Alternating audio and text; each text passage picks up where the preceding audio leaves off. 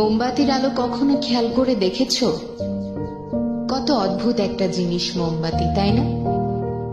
নিজে জ্বলে পুড়ে শেষ হয়ে গেলেও নিজের আশপাশটাকে আলোকিত করে রাখে। তিল করে গলে এক সময়ের অস্তিত্বই বিলীন হয়ে যায় অন্ধকারে, কিন্তু যতক্ষণের শিখায় প্রাণ থাকে নিঃশব্দে নিঃস্বার্থে সবার জন্য আলো বিলায়।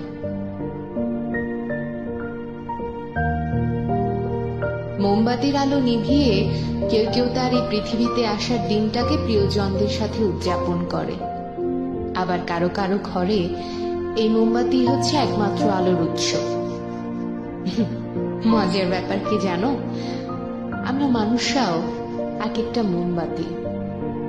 আমরা কারো কারোর জন্য আনন্দ উল্লাসের অথবা প্রয়োজনের সামান্য বিষয়বস্তু মাত্র, আবার কারো কারোর জন্য শেষ সম্বলটুকু।